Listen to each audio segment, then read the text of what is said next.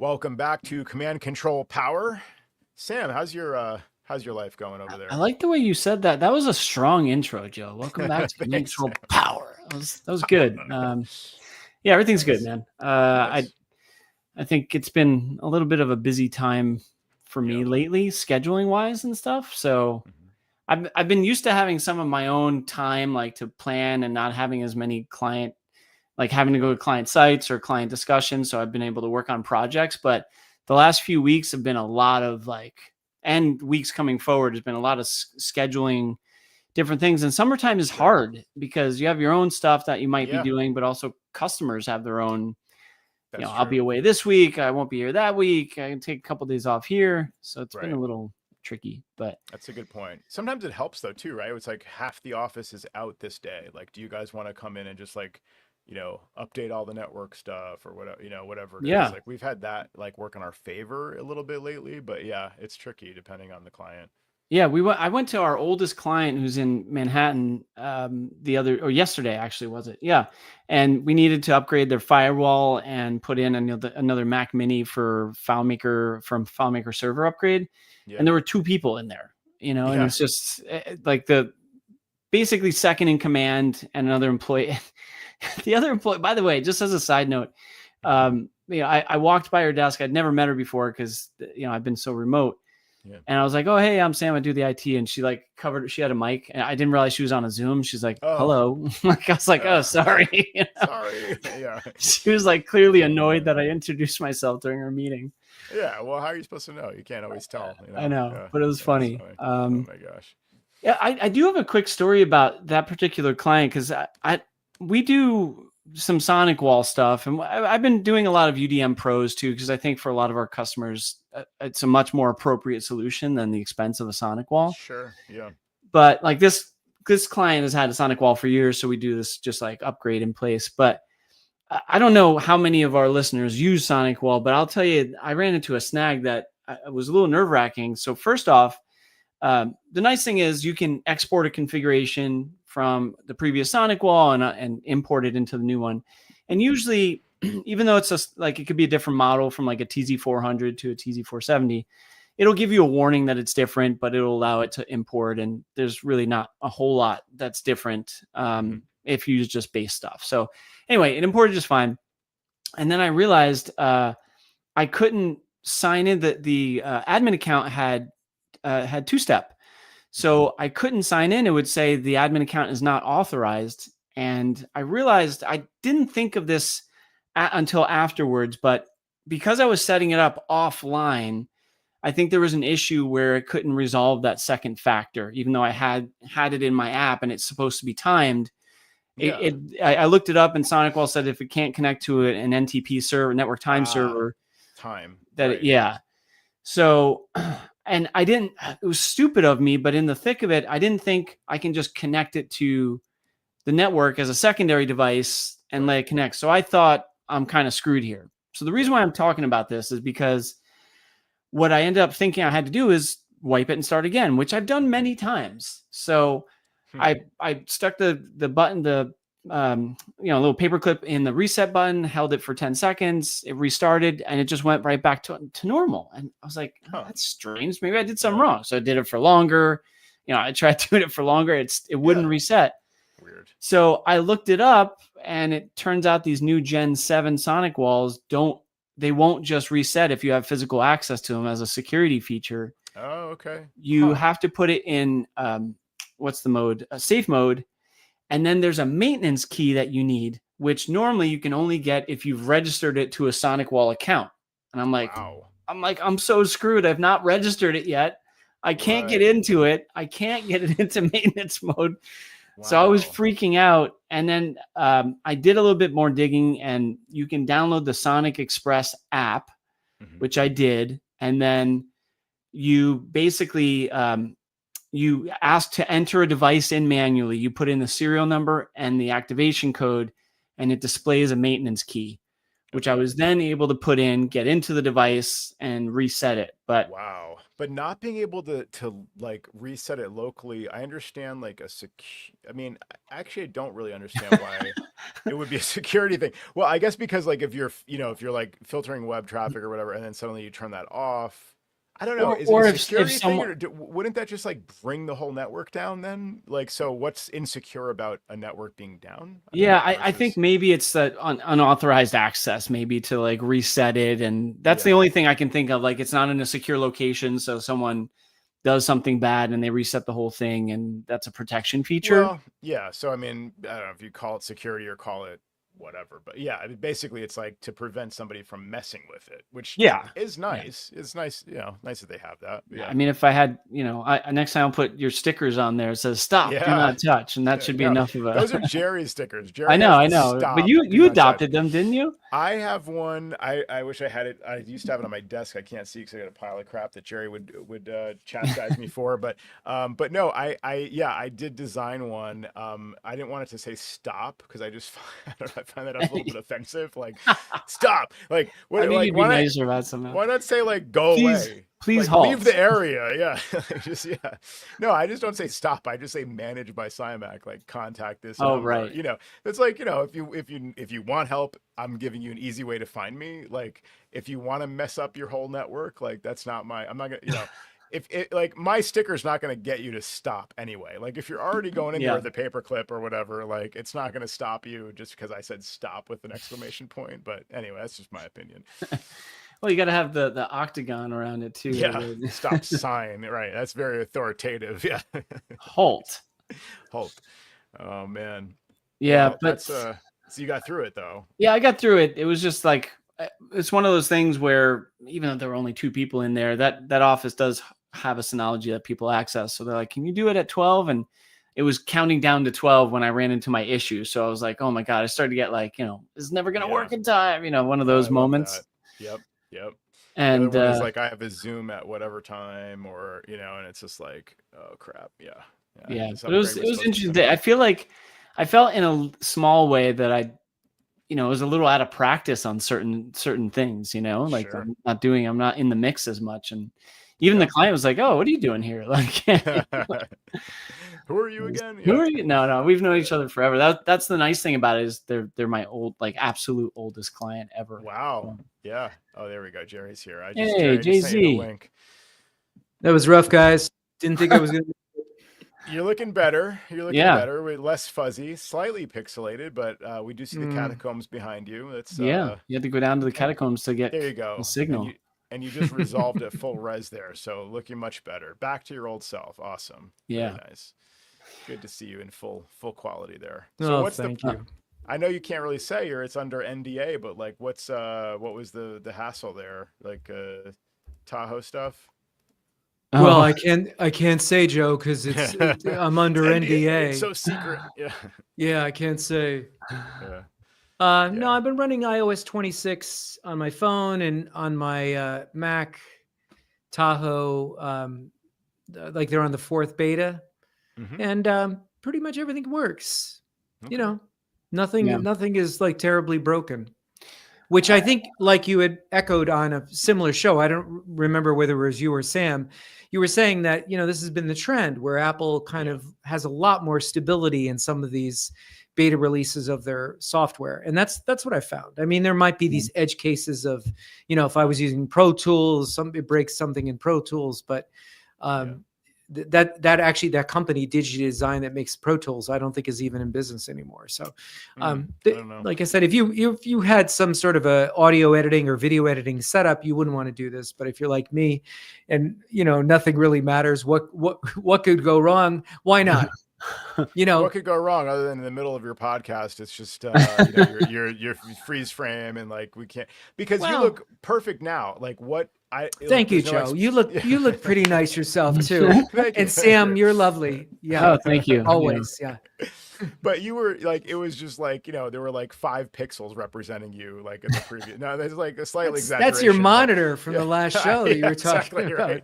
Right. You had a pixel density of 5. But seriously, like it's surprising because you had just installed the latest beta. So why not? you would have restarted at that. And like, why would it have just crapped out and degraded until you restarted? So they're still working out some kinks, it sounds like. We can't talk about this. That's true. We can't talk about it. Yeah. Come on, Joe, you know better.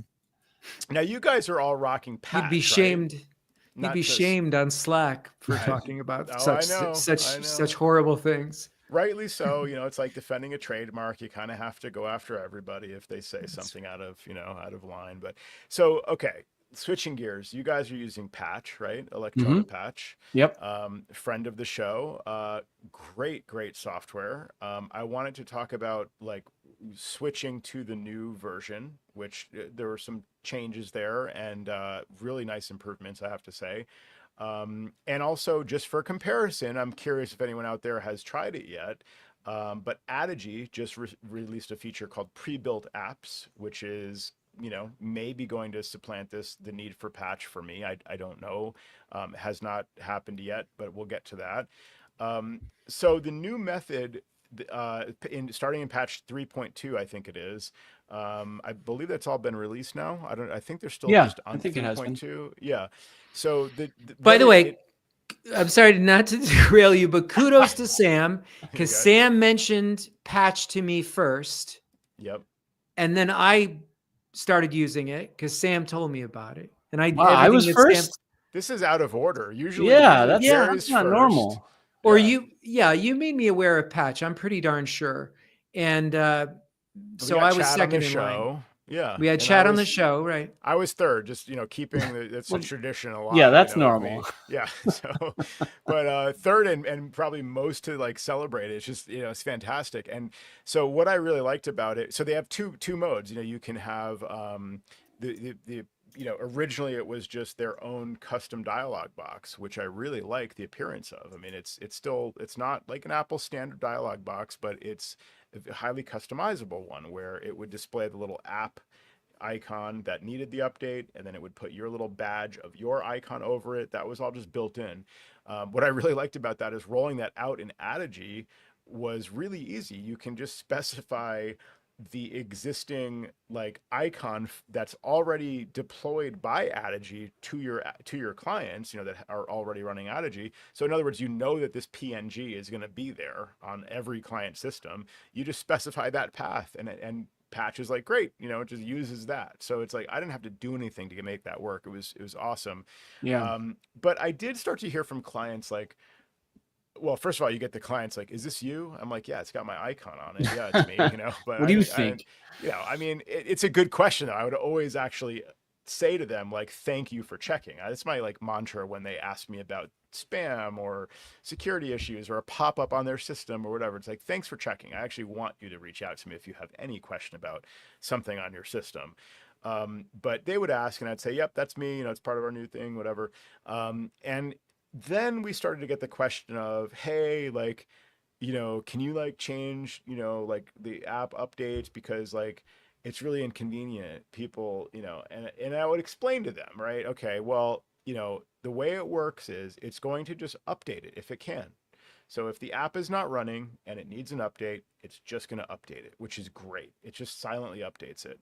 Um, if the app is running, because maybe you've got it running all day, it's going to prompt them, your employees, it's going to prompt them to choose update now or update later. Like, I don't get what's so annoying. I really don't, Yeah. honestly. It's like just later, click Give me a later. I break. don't care. Like, I'm not even enforcing it. Like, it would be inconvenient if I were like saying, okay, you get 2 deferrals and then I'm going to enforce the update. Mm. That would be inconvenient because you'd be maybe in the middle of a Zoom call or something. Or a But again, podcast. yeah, or podcast. Patch is great for that too because it'll like it knows about all the common meetings apps like Right. Google Meet and Teams and Zoom and whatever, and it will allow you to just not bother the user, which is probably the default. I don't remember if I had to turn that on or not, but if one of those is actively hosting a meeting, then don't bug them, right? That's handy too. Um, I'm so okay. So that was all the way it worked originally, and I really liked it. My clients started to kind of question it a little bit, and so in the meantime, they released this new version where you can display those notifications in the notification center. Great. That's what clients are used to. That they're familiar with, things popping up there, and that's a built-in Apple designed system, and so they just plug into that. It's fantastic. To enable that, they now also have a menu bar app, because that you basically need something to happen when a client actually clicks the notification in the notification center, Yeah. that will bring them to your app in the menu bar, your version of the patch app in the menu bar. And then from there, they can see what actually needs to be updated. So the other thing it does is, rather than showing a pop-up for each app, like one password needs to be updated, update now or later. Dropbox needs to be update now or later. Word, whatever. Now they've seen a series of pop-ups, and that's a little annoying, I guess. I can understand that. So now instead it will say, like, and I think you can configure this, but it will say, so and so, so and so, and so and so need updates. And then you click on the thing, and then you see again in the recap in the menu bar which apps need to be updated. And then you can update one, or you can click update all. So that's pretty cool. So I like that improvement. So for me, going from the previous method Where's to the Jerry new going? method, Jerry's dancing. I don't know what's happening. This is why people need to support us on Patreon and tune in for the live So show. you can see Jerry in the catacombs Yeah, disappearing into the ground. disappearing, dancing. I don't know if he vomited or sneezed like unexpectedly. That's like, you can analyze that later, guys. Jerry, you're You're muted. muted, Jerry, on top of it all. And we're back. Smash the like button. That's what I say. Okay. It comes back just Oh man. So I recapped my process, and this is again a combination of Adigy, which I love, and Patch, which I love, going from the previous version of Patch to the new version of Patch, because now I'm basically doing this policy by policy or client by client. So when they've kind of raised their hand and said, hey, my, people are asking me, what are all these pop-ups, blah blah blah, so then I respond to them, hey, we're deploying a new method. And so I'm doing this again client by client to roll it out. I'll probably switch everybody at some point pretty soon, but I wanted to see, I still need more reporting on this, because I feel like, I'm not sure if this is true, but I feel like the old method of just like bothering people until they finally click update now might be a little bit more, like, might lead to more readily updated apps than the new method, where it's like a little bit less persistent. So they're happy because they're like, well, you don't bother me as much, and I can just ignore it. It's in the upper right corner. But of course, that may lead to them indefinitely deferring important updates. But you can still set a deferral limit though, no? I Yeah, mean, yeah. I'm yeah. curious, can you talk about that? Like, how do you roll with that? The number of deferrals, or a number of days, or, Well, yeah. So one of the things that I was just looking at one of my entries right now. One of the things I was a little confused about that I just started to test is, like, if you have run interval settings for, like, I don't know, let's say every 4 hours, just as an example, so Mhm. that you kind of only annoy them maybe twice a day. Yeah. Um, then you have a deferral limit. I think the deferral limit is based on that interval. So if I wanted it, this is where I was a little confused. If I wanted it to be, let's say, a deferral limit of 7 days, Yeah. I think it would be I'd have to count the amount of 14. every 4 hour intervals for 7 days. Yeah, right. But it also depends on how many times they've actually been sitting in front of their computer when patch has run. Like, if it's sleeping for a day and a half, there's no deferrals during that time, right? Essentially. I think there's a way to set something like ignore as deferral. I forget the key, but like if they miss Yeah. it, If they miss it because they're in a meeting, you can count that as a deferral or not. Like, yeah, if, or do not disturb, same deal. Like, if they're in do not disturb all the time and patch wants to run, but it says, well, they're in, they're in do not disturb, and you've told me to respect that setting, it can either count that as a deferral or not. So, but my point is, like, what if the Mac is just sleeping? It's not, see, there's no way to translate from, like, deferrals to, like, deferral instances to mm, days, because you'd never know if they're going to actually, if it's going to run on any given day or not, if they're sleeping or using a different Mac or whatever. I will check on this, because I thought that even if it bypasses it due to, like, just not happening, that it's still you can count it as a deferral. I thought. Yeah. No, you can. Oh, you mean if it's just like, if it's literally like, well, it's been 2 days since they used their computer, so that would have been 8 times the patch would have run, or whatever it is, counting the number of Yeah, I think that's Yeah. the way it goes, but Okay. now you're making me second guess myself. Well, I mean, for me, I don't even. Well, I don't know. I was gonna say I don't care about the number of days, but I guess I kind of do. I was gonna say you could kind of proxy it based on the number of deferrals, and that's good enough. Because it's like if you see, well, I guess so. In a lot of these clients' instances, the question would be, yeah, do you count like a silent defer? Do you count a silent, suppression of patch as a deferral or not? Because like some people have their personal iCloud signed in, and they have iCloud syncing their do not disturb status across both devices, and they just like leave their stuff in do not disturb all the time. I've seen stuff like that, or Yeah. they know how to use it and they actually turn it on and off, but it's like oftentimes turned on to do not disturb. So they're not going to see a lot of instances of patch, and you don't want to surprise only 2 days later or something. So I don't know. That's a very good question though, Sam. Like how do you manage that, right? Yeah, and it's funny because I have a habit of doing this live on shows. Like I was Yeah. looking at one of my settings, I was like, "Oh, that's not right." So I was just going into one of my clients right now as we're talking, and I'm thinking, "Can I do the show at the same time as making a P list change and not Yeah. screw it up?" Well, that's the big question. Can you not screw it up while you're doing it live? Yeah. We'll find out. We'll find out. More Jerry, on that soon, everybody. Jerry, do I assume correctly that you roll pretty standard with this, like mostly out of the box, or? Pretty much. I don't lose much sleep in regards to updates. Mhm. I don't use their menu bar option. I just have the default set to update all. I Okay. forget what my deferrals are. And if it happens, it happens. If it doesn't, it doesn't. Yeah. No, exactly. I kind of have a similar vibe. It's like we're making the best effort. We're displaying Right. a prompt to encourage you to update the stuff that you're probably not updating on your own.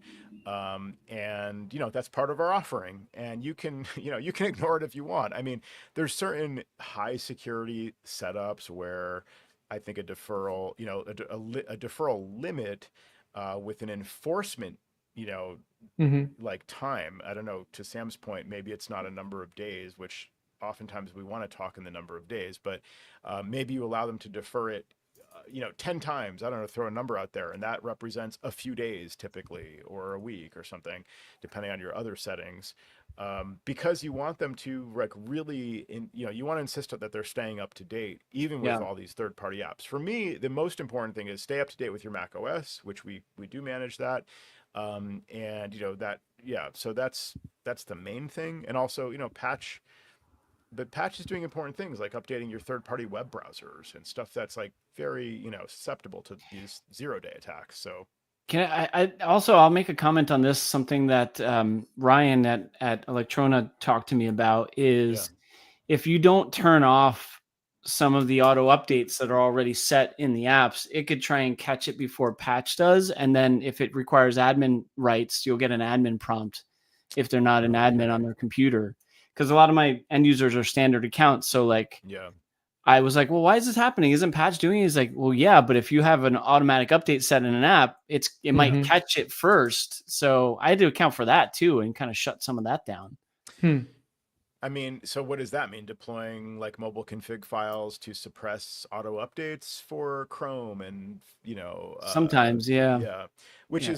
is actually ironic then, because you're kind of then relying on, like, Yeah.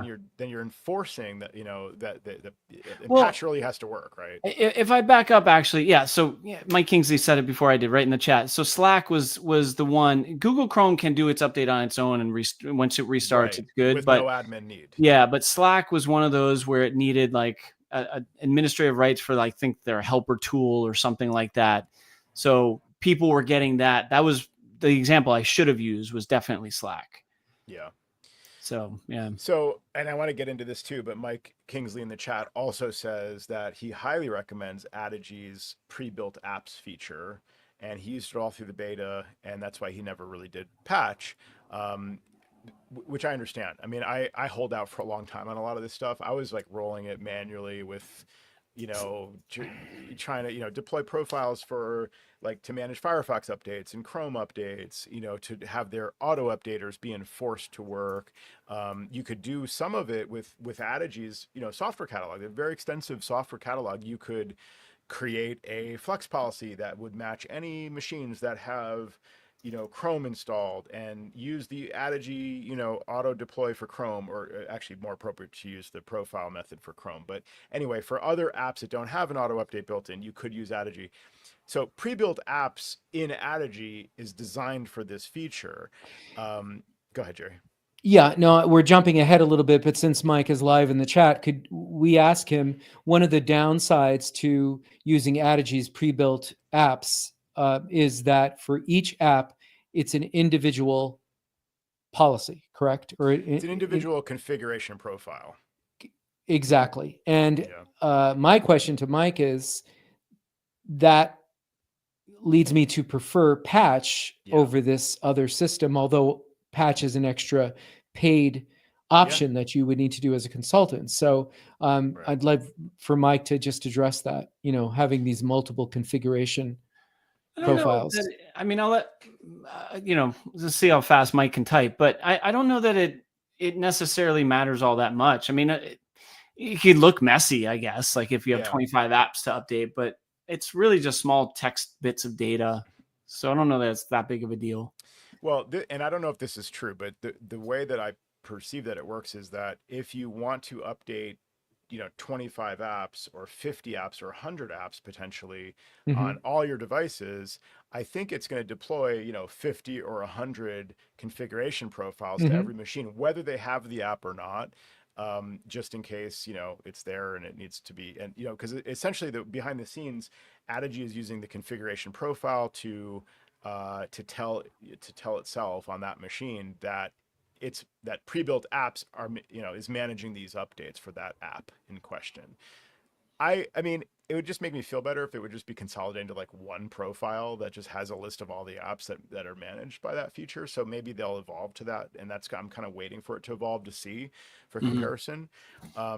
But that's my issue too, Jerry. It just seems a little messy. That said, I've already got like 15. Yeah, I mean, there's like 10 to 15 profiles on like any, on most of my managed Macs anyway, even if it's just like nothing special, because it's, it's like they've got backplays. So I'm deploying a profile to like allow full disk access, and, go down the list. There's just a ton of those examples already. It's the perfect use of configuration profiles. And I don't know if there's a limit. I'm sure somebody's tested it with 500 and it's like fine or whatever. But so yeah, each app that you configure to be managed, to have managed updates using Adigy's pre-built apps feature, basically puts a configuration profile for that app on every device where you've managed it. That's my understanding of pre-built apps. So from a management standpoint, you just see the single pane to set it up, but on the endpoint, they're getting the multiple profiles. What you're saying? I think so. Yeah. Okay. I mean, I haven't played with it yet.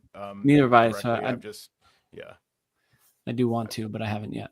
Me too. I've just looked at the guidance about it and some screenshots from colleagues and things like that. So I'll circle back to that, because again, like Mike said, it's always nice to just consolidate into one platform that has the features you need. And Sam, you were talking about this on the recent show that aired actually today as we record this, about like, you set up a new client and you've got to like manually create an account in, this software that you're using on the back end, manually create something else here, deploy this stuff, to round out your service offering for your managed service plan. It's nice when all that stuff is just built in. You don't have to create a account with, what are some of your examples? Well, mine more focused on some of the security tools, like, using KnowBe4 for training, and, we use SonicWall for email protection. And I'm just like, geez, I got to maintain all of this stuff. And I won't go off onto this tangent right now, but one of the things I was focusing on that show that, you just decided not to show up for, Joe, was I was talking about Rotate, which was a new product that has all of that in one. That's why I liked it, because it was like all those pieces and just one shot. So I actually just signed up for a trial with them. So I hope to have something to report on a future show with that. Yeah, and it's not just money. I mean, the money is a big part of it. You know, it's like avoiding an extra bill for a separate service to tack on to every machine that we manage. I mean, it Yeah. saves us a lot of money every month if we can avoid that. So that's definitely part of it. But it's also like your point of just, you know, having one interface that has all the features, like Adigy having pre-built apps built in. And like Mike just said, you know, it's easy to do. Just do it all at once in Adigy, and then it's, you know, select which Macs, or maybe it's just one policy that, you know, you put all Macs into to manage this, and it's done. But again, I really like Patch, and I'm, you know, now like. I actually like it for that menu bar app feature, because again, that's just going back to the script here. The idea is that you can switch from the old way to the new way. So for me, now that I've got everything configured in Adigy, I basically remove the existing client policy from my Flex policy in Adigy that manages patch and deploys all the patch profiles and stuff like that for me. So I remove that specific client from that policy that is otherwise encompassing basically all my clients that currently have patch. I then go in and I hide the contact menu in Watchman Monitoring. There's Jerry's favorite service. So in Watchman Monitoring, I have a little menu bar, you know, the contact menu. I have my little icon in the menu bar. That's deployed by Watchman Monitoring. That was a nice feature back in the day before I even had Adigy.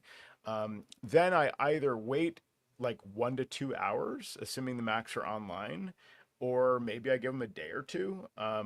Because the idea is when the Mac reports in, what's happening is Adigy is saying, okay, uninstall patch from this Mac because I removed it from the policy where it's managed. Watchman is saying, okay, you've checked in, hide the contact menu. So I need to basically let all that happen. Now I may be able to actually just, because basically that's allowing the removal script to run to uninstall patch. So the reason I want to do that is because I actually want it to reload patch, because it needs to reinstall patch with the menu bar app, my special logo for the menu bar, which, you know, like I said, I could leverage the one from Adigy, my logo that was being used to display on the little patch pop-ups, but the menu bar icon is its own separate thing that you have to deploy. So I need to make sure that's deployed where it needs to be. And I need patch to basically like reload fresh to actually display my icon in the menu. So essentially, I just found it's cleanest if I can remove and reinstall. So I guess I could, rather than waiting 1 to 2 days or 1 to 2 hours at the minimum, I could manually, you know, send the commands to deploy the policy to the machine. And I can also, through Adigy, I can tell Watchman Monitoring to check in and like run. That will hide the contact menu. I'm just trying to make this as clean as possible for my clients. Yeah. So I want the Watchman menu to hide and the patch menu to show all in one go. And that's the best way I found that can do it. But it does work really reliably. Yeah, that's the one reason why I haven't used my icon in patch everywhere, because I don't want it to show up twice. I got to remove the Yeah. Watchman menu first. Right. And so one of my clients, I just left the Watchman menu on there. I just use their logo for patch just to have something Oh, branded for them. interesting. And I I'm not like sure. that idea. Yeah, Yeah. I thought about doing that elsewhere. I've noticed I've been a little inconsistent with how I've deployed this because of the contact menu, exactly what you said. Like, and Mhm. I've called it different things. Like I was calling Yeah. it HDS patch, and then and I haven't settled on how I want this to look yet, really. Yeah. So it's not I like when I'm consistent. when I'm connecting remotely to a client, they're like, "Oh, I just click on you, right?" And I'm like, "Well, that's weird, but yeah." And then, you know, they're or they like they somehow think that I'm already connected. It's like it could be a one-off client, like there's no Oh, management really? software installed, you know. And they'll be like, "I just click over here, right?" And I'm like, I don't know. I have no idea what you're pointing to. Like, obviously, you know, Yeah. I thought it was obvious, but yeah, it's funny. Like, some of them really know that icon though. Like, they're very familiar with that Watchman Monitoring contact menu, like my icon on their system, and they're remembering to go to it. Other clients, I guarantee, they've just never noticed it. You know. Yeah, But in the cases where they're looking for it, I don't want two to appear. It just would feel very weird and like broken, right? If from their perspective. it would. Um, Now, I've thought about this too, because I was thinking, so if Adigy builds this feature in, and I start to use, I mean, they have built it in, and I start to use pre-built apps, now what am I going to do for this menu thing? And Jerry uses support app, right? Jerry, have Hmm. you had That's pretty good right. success with That's a that? good one. Yep. Yeah, and I've heard good things, and it's free, right? It's Hmm. like open Yeah. source, yeah. So I could switch to that. Well, it's not open source. It's the Oh, Jerry. Jerry got lost in the catacombs. He said it's not open source, but To be continued. I guarantee maybe he swiped something. It doesn't look like he was on this keyboard. Sometimes I. Oh, Oh, there he's you are. back. You're back. Jerry's back. Edit point. Boop. Oh, man. It's not open source. The company who rooted, Rooted not or root, whatever. not root, Yeah. not rooted, root Yeah. NL Okay. donates it to the community, Mm. and they have their own. Wow. They have their own patching solution. Oh, okay. Well, Yes. now we're Oh getting boy, Now we're getting No, somewhere. I can't Yeah. can't look at another. I know. I already just moved over. Please. Yeah. But Well, but price point wise, and I could say this because we don't probably have that. I don't know what kind of a reach we have. wait. But you're not going to talk about special pricing for patch or any kind of special pricing. Like, boop, What are you edit talking point. about? Go back to We're it. just- Okay. I don't know what pricing. You checking get Jerry. special deals on stuff, and Yeah. I don't know if you could say Rudy gives me a special deal. Just anyway. Go ahead. It's not Continue. rooted. Okay. I don't Boy. know what we're talking. All right, go back I to can't- when you dropped offline. Let and me pick it up. Yeah, from let me there, tell 'cause you, can't I don't edit these YouTube shows, Oh, Joe. So it's shoot, going to okay. be out there in the ether. So chaos. That's why I was All just right, trying to catch you. go ahead. Back to it. You say whatever you want to say. what I was going to say was I looked at how their patching options, the cost, and Yeah. the cost was higher than electronic patch. Okay. That's you can say that. So You it's can it's say a that. more expensive option, but it looks very nice and it integrates really nicely with their system. And looks like they do a very nice job. But if you want affordability, patch or Adigy with Yeah. I mean, Well, the support app Prebuilt looks apps. amazing. I Yeah, the love the support- Swift dialogue views and everything. Me too. Mhm. And that looks the most extensible, right? In the sense like you can Right. kind of put other links in there and all stuff. So the new version of Patch has some similar functionality. So in the Patch menu bar app, you can click Get Help, and you can customize this to some degree with whatever buttons you want in there. So I have mine say, managed by SciMac Prime for support. And then I have my email address and the phone number in there. I have a contact SciMac button, so they can click that. It goes to our website. So if their email's not working or whatever, they can still like send us a message through. It's like goes into our ticketing system basically. Yeah. And then download SOS because I have a lot of clients that are one-off clients or they. This just occurred to me. If they already have Patch on here, then I have access through Adigy, so I don't really need them to download Splashtop SOS. But I guess it makes sense to have it in there as the option, right? If it's not working, if Live Desktop is down or something like that or whatever, they can just get there from this little window. It just takes them right to the link to download our Splashtop SOS app. So that's all in the Get Help button in Patch. There's also now 3 tabs. So whereas it used to be like just a list of updates, whatever, now you have available updates. You have the history to show the updates that have been done. That's great visibility for the client. They can see something was done. If they have any question about what might have happened when, it's right there. It's totally visible. And then they can click on system and they can see what kind of chip do you have? What's your serial number? What's the name of the computer? Last reboot, whatever. You can choose whether to show this stuff, but why not show it? It seems, somewhat useful. You can also have a threshold on the last reboot so that it alerts them that, hey, it's been over this period of time. So I kind of like that too. That's a good point. It can show them a little alert, on the system tab, basically with the uptime. So that's a nice feature. The thing is, just back to your, the thing we're talking about here, Sam, about Watchmen, because I know, Jerry, you didn't use that use support app, and that's probably a good reason why not to use, the patch menu bar app, because you've already got support app deployed. I don't like the idea of displaying two. So like you kind of need one that's going to do it all. And for me, if I'm using patch, that's patch. That's the menu bar app. Because I guess I could go back to the old way, but if I want to use this nice sort of notification center alerts and consolidated update alerts, like you've got 3 updates to do versus 1 for each update, those are features of patch that basically rely on the menu bar app, and therefore you want to display that. But Sam, you had the idea of like in some cases you use the company's own logo.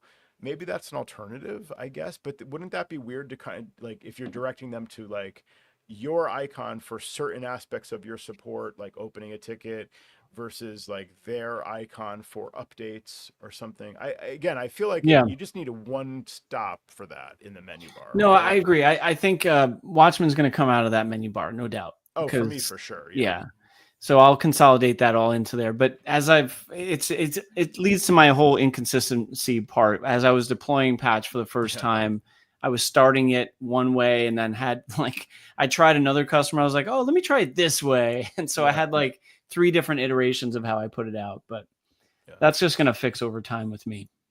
One thing I really like about this whole workflow, and again, like once you've got Adigy on these machines and you've got your patch policy configured, I have the legacy patch policy and I have the new one.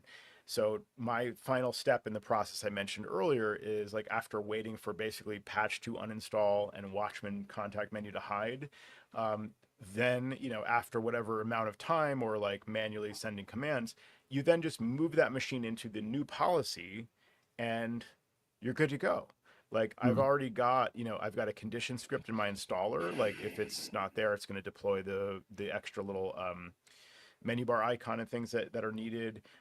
It's going to deploy the PPPC profile again. It's going to deploy the notification center profile, all and the background, process management, service management for Adigy, or sorry, for patch. So it's like what I really just like about this way that this works is like you've got your policy configured, you just add the machine to it and you're done. You walk away. And it just like suddenly that your menu appears in their machine and they're alerted to the updates. Like it's I don't know, to me that's just so cool. It is. That's what I'm getting at. It's just really freaking cool. It is super cool. And I've learned a lot about the tweaking and stuff like that, and they've been very responsive in Slack, especially Ryan. So it's been good to kind of have that support, and then knowing you guys use it, it's kind of easy. We can rely on each other for some of that stuff. I have a funny story about speaking of Ryan because you mentioned him earlier as well. He's I don't know, he's like maybe the manager of patch or something for Electrona. Like he's like the guy, and he's the like lead developer and whatever. He's so responsive, and I've told this story before about how like one Saturday I'm like, oh hey, like I need file. Just about the Mophie. No, that story. I've retired that story. No, okay. I'll probably have a monitor story from about Amazon at some point. So just wait for that. Ryan didn't have a Mophie that you got. No, Ryan. No, Ryan deployed FileMaker to patch like in a matter of like 20 minutes on a Saturday morning. It was just like amazing response time. So I've already mentioned that story, but the news story is Sam and I are sitting there at Aces. And I'm working on this because this had all just come out in patch, the new version was out and whatever, like 3.0 was out. So I'm like now working on deploying this in patch, and I'm testing, various icons. And speaking of my monitor and pixelation issues, I was having issues with my icon being pixelated in the menu bar. So I'm like on Slack chatting with Ryan, and he's like coaching me through this. He ends up just sending me the file that he like made of my own icon because he's like, I don't know. Basically, he didn't say this, but he's like, I don't know what you're doing. Like, here, just use this, I'm gonna do it for you. Because I was like struggling, I just couldn't make it work. So he just sends me the icon. So I like use that, and I'm like, sure enough, okay, there it goes. It's all good. And then I walk out to like meet the vendors at Aces, and like Ryan is standing there at the Adigy booth. I'm like, wow. You just texted me an icon that I used and it worked. Thank you. And like, oh, nice to meet you, and put a face to the name. It's like he's there like talking to people at the booth and like sending me files that I need for my patch installation. Nice. So, that's funny. So with both Adigy and patch, they are super responsive. So whichever method you go with, like it's great and you'll be in good company. For me, it's a matter of which of these icons in the menu bar are going to be able to do all the things that I want. And so far, like Patch is doing it. And if I switch to pre-built apps, I'm just going to need to roll my own in support app or Adigy self-service, and figure out like how to have some presence on their system that's going to show that we're kind of doing stuff on their system. Because that's how we're all providing the value, but that's how you demonstrate the value, I think, to the client, Yeah, you want to have we've talked about this different times, like the art of like not really being around, so you're not a nuisance to them, and that's how you know things are working, quote unquote. You know, but having little notifications that just say everything's good, we just did something for you, is kind of nice as well. Totally. Exactly. Yeah. I got something real quick that I was curious. Well, I'm sure a lot of us don't have experience in Intune, and I hadn't either. But I thought I wanted to bring something up that I thought was kind of interesting, because we all have clients with Microsoft 365, of course, and I think it's either the Microsoft Business Standard, or I don't know if it requires premium, but one of them comes with Intune licenses, which I don't generally need. But I had a customer that needed something, and I thought it was good enough to bring up on the show, that they wanted to protect their personal devices without enrolling them into MDM and doing all that stuff. They wanted to make sure that their Microsoft data like only flowed through Outlook, and that they only use SharePoint and all this stuff. And I found it pretty interesting that through Intune, you can use what's called mobile application management. Instead of MDM, it's MAM or MAM or whatever. What? And I've never heard of this. Okay. yeah, well, that's why I'm bringing it up, because I found it fascinating too. So basically, it doesn't have to be an enrolled device. There's no enrollment into like Intune MDM or anything, but through your policies, you can set application protection policies for Outlook, let's say, and block the native mail app.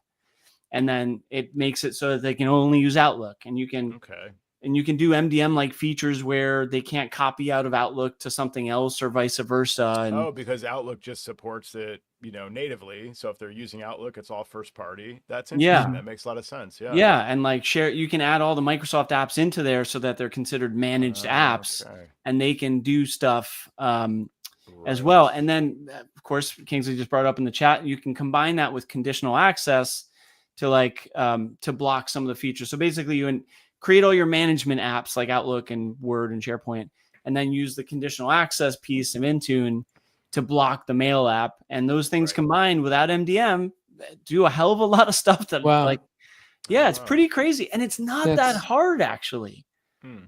So, I thought it was fascinating. So we basically locked down personal devices so that they can only use like through Outlook, and that's what they wanted. Yeah. Kind of neat. We should switch sides. What do you mean switch sides? No, this is just for if you don't want to enroll. Yeah. Well, I mean, I was on where was I using Outlook? Oh, I was a remote with a client, and we're dealing with like password reset stuff, and she's using Outlook, so I'm in there, and you go in, and I have to say those emails were appearing really fast in Outlook. And I feel like in mail, I'm always waiting and refreshing and oh God, I know. And I was like, wow, okay, Outlook is pretty good now. And Sam, you're rocking Outlook, or I hate to say it, but I am. Pick up on that earlier. Like a boss, like a boss, like a hoss. Oh, okay. Man. It's mail just killed me one too many times. I was like, or 1,000 too many times. Yeah, no kidding. Well, do you have all your personal account? I don't know how you roll, but like, business versus personal. Yeah.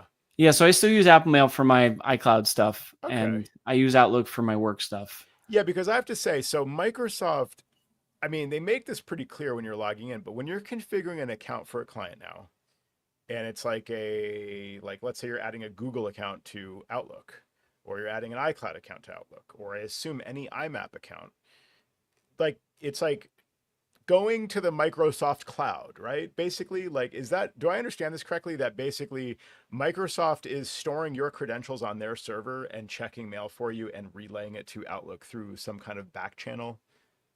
Am I I don't know. I mean, I guess I don't know the ins and outs of that to answer that. If you go, I know you like to do it live. So if you go into your Outlook right now and you go to add an account, and you just click Outlook, or you click iCloud, or I don't know, I forget if they ask for the address or they ask you to choose which type of account it is first. But you will see a thing about the Microsoft Cloud, like, and it's something to do with. Will be synced to so for a better experience, your emails, calendar, events, and contacts will be synced to the Microsoft Cloud when you sign in and accept all permissions. That's new. How does that? Isn't that new? How did that Sounds sound? awful. All your email and contacts and calendars will just go to some Microsoft server that it's like a virtual machine that they're running for you that's going to actually check your email for It's you just and some then computer that's tell. running parallels on there or something. Yeah, exactly. Like, it's like, but whatever they're doing, like technically, like, like essentially, the bottom line is like, okay, Outlook or sorry, iCloud should be an IMAP connection between your client device, like your Mac Mail app or whatever app, Outlook, Firebird, I don't know, what are the other mail apps, Thunderbird, Thunderbird. whatever. Yeah, so Eudora, I don't know, but like so Nice. that app, that client app on your device should be talking to Apple's server over IMAP. Mm-hmm. That's what should happen. That's how email works.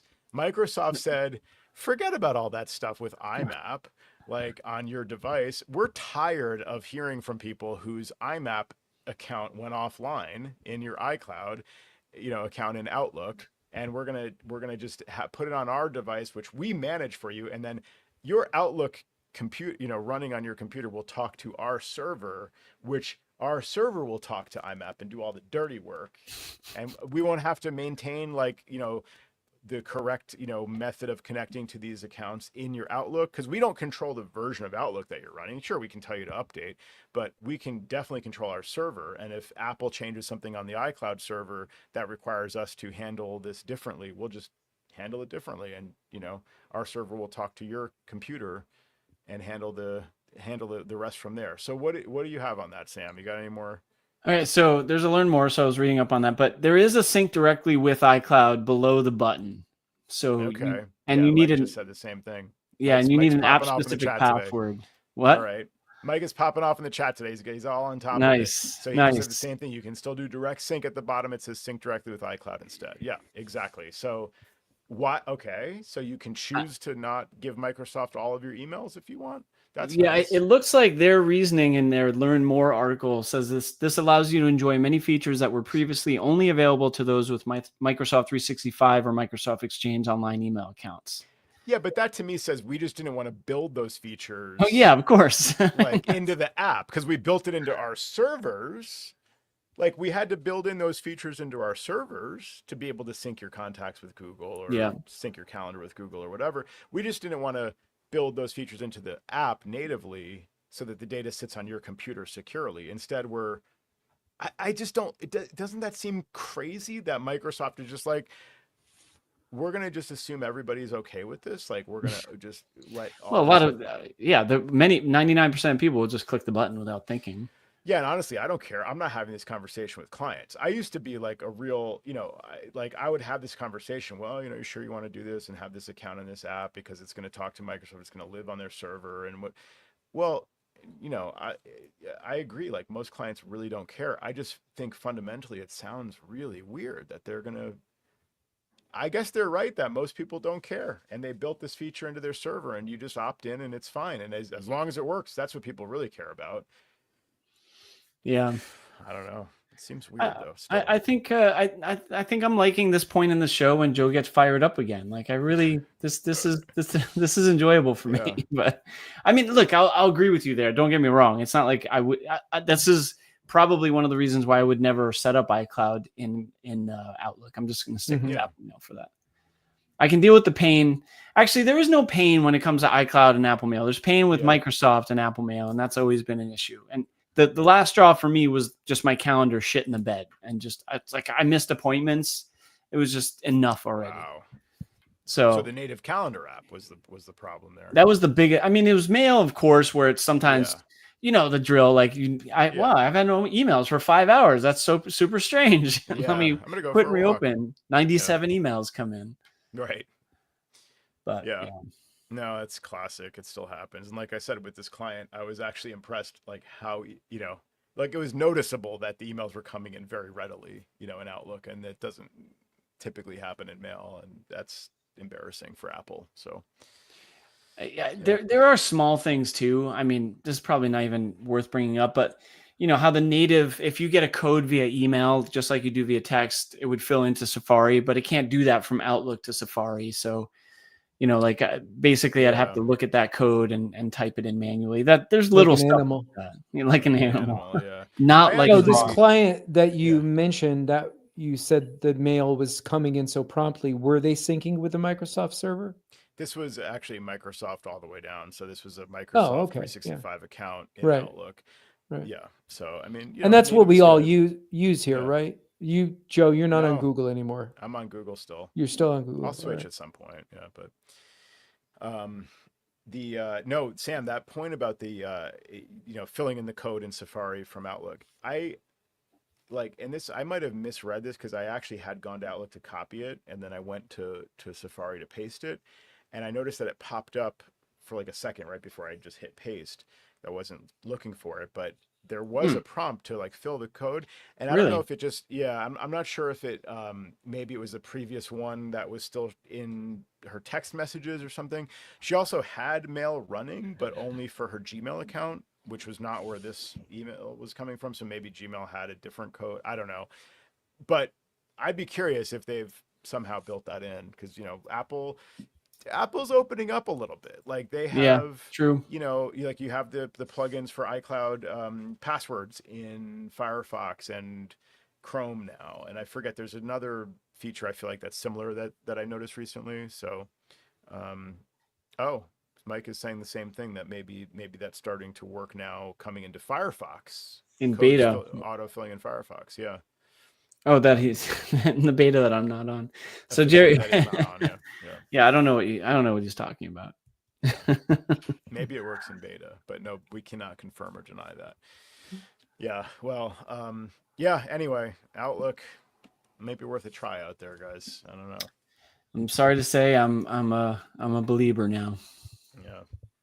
Do you say Belieber? That's the Yeah, Jason, Justin. What's the name? Justin Jason Bieber. Bieber. Justin Trying to Belieber. Good catch there, Justin Joe. Belieber. Good Yeah. catch. Nice. The The only monkeys, I'm thing a believer. that's a great song.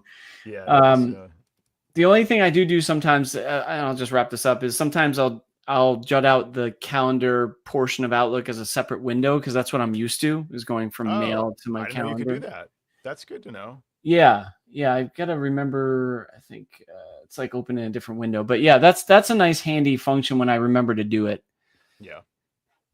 Nice. All right. Well, that'll do it for another fine episode of Command Control Power. And if anyone has any feedback or questions, go to commandcontrolpower.com and click on, I don't know, probably contact. Great sell, Joe. I You know. did great. But I actually want you to go to commandcontrolpower.com and click on support to learn more about how to support us on Patreon. I think you'll find it's not a ton of money to support us for a lot of extra content that we release only through Patreon. About once a month, there's a full show just for our Patreon listeners and supporters. And they really motivate us to keep doing this show for all the listeners out there. So we appreciate everybody listening, and we certainly really support the Patreon supporters as well, because you really motivate us that people are listening and find value in what we're doing. And for them, we have that extra content available about once a month for a full show that we talk about all kinds of additional topics that we don't always get into here, like some of the more details about supporting our clients, mistakes we've made, managing our employees, all that kind of stuff. That all Hearts happens on that were Patreon. broken. Yeah, exactly. Right. Yeah. That's all there on Patreon. In addition to some additional things we release on Patreon besides shows. So we really appreciate you listening and also supporting us on Patreon. We're at commandcontrolpower.com, and you can also find us in the Command Control Power channel on the Mac Admin Slack. So that's where you can look for us if you have feedback and questions. We really appreciate you all out there. Thank you for listening to another episode of Command Control Power. We'll see you next week.